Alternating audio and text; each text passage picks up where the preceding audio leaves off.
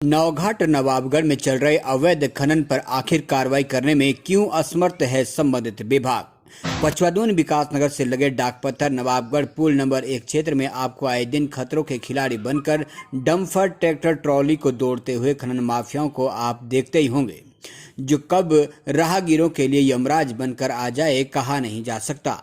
आज हम आपको ऐसे ही एक बेहद गंभीर और संवेदनशील मामले से अवगत करवाने जा रहे हैं, जो विकास नगर तहसील के यमुना नदी क्षेत्र से जुड़ा हुआ है।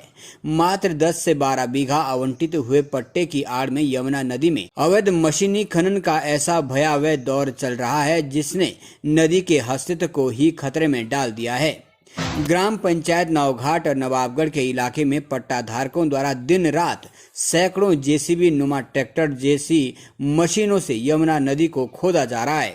इस अवैध खनन की वजह से नदी में बड़े गहरे गड्ढे बन गए हैं, जिससे हजारों जल जीवों की जान भी दांव पर लग गई है। तहसील प्रशासन और खनन विभाग खामोश है, जबकि वन विभाग भी इस पूरी स्थिति पर ध्यान नहीं दे रहा है। यही नहीं, यमुना नदी के बिल्कुल करीब राष्ट्रीय सुरक्षित क्षेत्र आसन झील में भी खनन माफिया ने कब्जा जमा लिया है। भारी मशीनों से खनन सामग्री ट्रकों में भरकर निकाली जा रही है, जिससे तेज शोर और प्रदूषण फैल रहा है। विदेशी साइबेरियन पक्षी जो इस झील में रहते थे, अब इस शोरगुल और प्रदूषण के कारण झील छोड़ने लगे हैं।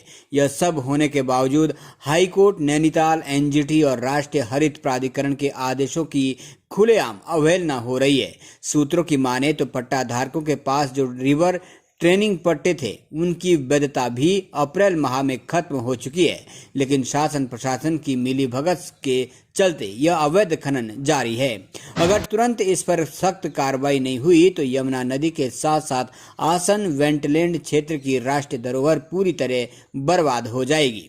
तो सवाल यही है कि क्या प्रशासन और संबंधित विभाग इस गंभीर मामले में अब जागेंगे और माफियाओं पर अंकुश लगाएंगे। हम इस मुद्दे पर लगातार नजर बनाए रखेंगे और आपको अपडेट देते रहेंगे। Bureau report, Pachwadoon, DCP news.